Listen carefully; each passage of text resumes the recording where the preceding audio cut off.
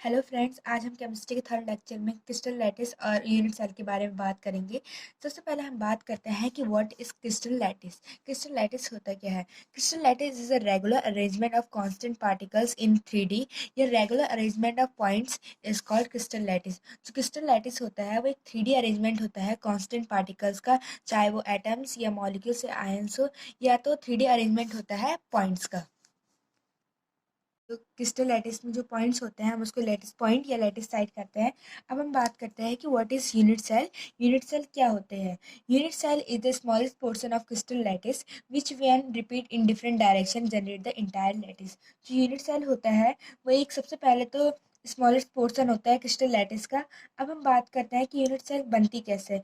Unit cell is made by repetition of lattice point. जो unit cell होती है, जो लैटिस पॉइंट होते हैं उसके रिपीटेशन से बनती है। Regular repetition of unit cell made the whole unit cell. अब जो यूनिट सेल होती है अगर उसका हम रिपीटेशन करेंगे रेगुलर, तो उससे हम क्रिस्टल लैटिस बना सकते हैं, या हम कह सकते हैं कि regular repetition of unit cell made the whole crystal lattice. अब हम इस फिगर की हेल्प से जानेंगे कि यूनिट सेल या लैटिस पॉइंट या लैटिसाइड क्या होता है। जैसे कि हम इस फिगर में देख सकते हैं कि जो ग्रीन ग्रीन पॉइंट्स है उसको हम लैटिस पॉइंट या लैटिसाइड कहेंगे, और इन्हीं के रेगुलर अरेंजमेंट से एक यूनिट सेल मिलती है। जो ये शेडेड पोर्शन है इसको हम यूनिट सेल कहते हैं, और जो यूनिट सेल के रेगुलर अरेंजमेंट से हमें इंटायर क्रिस्टल लैटिस मिलता है। होल क्रिस्टल लैटिस को हम रिपीटेशन ऑफ यूनिट सेल से शो करते हैं। अब हम बात करेंगे टाइप्स ऑफ यूनिट सेल की यूनिट सेल के कितने टाइप्स होते हैं। बेसिक यूनिट सेल के दो टाइप होते हैं, एक simple primitive unit cell and second is central unit cell. अब हम बात करते हैं कि सेंट्रल यूनिट सेल के कितने टाइप्स होते हैं। सेंट्रल यूनिट सेल के तीन टाइप्स होते हैं, face centre, body centre and centre.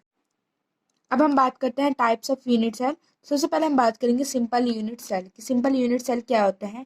In a simple unit cell the atoms are only situated at corners of a cubic unit cell. जो simple unit cell होता है उसमें जो कांस्टेंट पार्टिकल्स होते हैं यूनिट सेल के, वो सिर्फ और सिर्फ कॉर्नर से प्रेजेंट होते हैं। और हम जानते हैं कि एक क्यूब के 8 कॉर्नर्स होते हैं, तो जो उसके कांस्टेंट पार्टिकल्स होते हैं वो ओनली कॉर्नर पे ही प्रेजेंट होते हैं। अब हम इस फिगर की हेल्प से जानेंगे कि क्यूबिक यूनिट सेल में कॉर्नर्स पे एटम कैसे प्रेजेंट होता है। सपोज ये हमने क्यूब कंसिडर लिया है और हम जानते हैं कि ये क्यूब की कॉर्नर्स है, तो इस कॉर्नर पे एक एटम कैसे लोकेट होता है वो हम जानेंगे।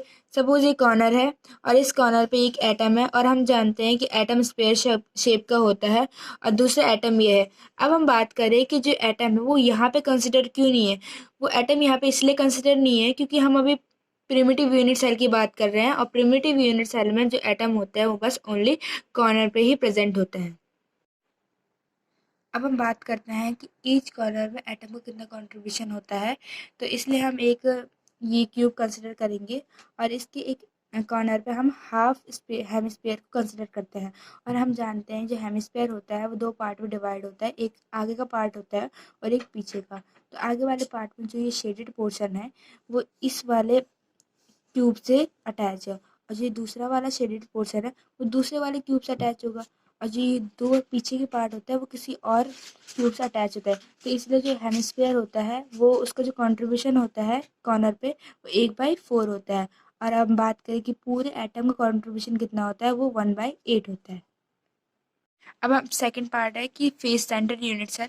जो फेस सेंटर्ड यूनिट सेल होता है उसके जो कांस्टेंट पार्टिकल्स होते हैं वो तो कॉर्नर से प्रेजेंट होते ही है, साथ ही साथ वो फेस में प्रेजेंट होते हैं। और हम जानते हैं कि एक क्यूब के 6 फेस होते हैं, तो इसलिए the contribution of atom in a face centred unit cell is equal to, एक तो कॉर्नर का होगा और दूसरा होगा फेस का।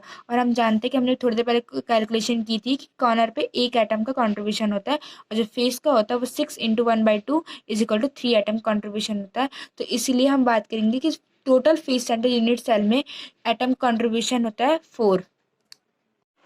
अब हम बात करते हैं बॉडी सेंटर यूनिट सेल। जो बॉडी सेंटर यूनिट सेल होता है उसमें जो कांस्टेंट पार्टिकल्स होते हैं वो कॉर्नर्स में प्रेजेंट होता है, और साथ ही साथ वो बॉडी के बीच में प्रेजेंट होता है। तो इसलिए जो टोटल कंट्रीब्यूशन होता है बॉडी सेंटर यूनिट सेल में एटम का वो 2 होता है, एक तो बॉडी सेंटर में एक एटम का और दूसरा है कॉर्नर का एक एटम का। तो इसलिए हम बोलेंगे कि टोटल कंट्रीब्यूशन है 2।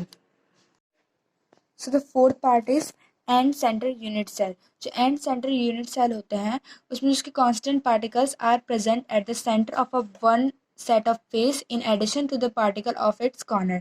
जो एंड सेंटर यूनिट सेल होते हैं उसमें जो कांस्टेंट पार्टिकल्स होते हैं वो तो एक तो कॉर्नर्स में प्रेजेंट होते ही होते हैं और साथ ही साथ उसकी किसी भी दो अल्टरनेट फेस के बीच में प्रेजेंट होते हैं। तो इसलिए total number of atom part in end centre unit cell is equal to 2। एक तो कॉर्नर से और दूसरा उसके फेस से, इसलिए टोटल आता है 2।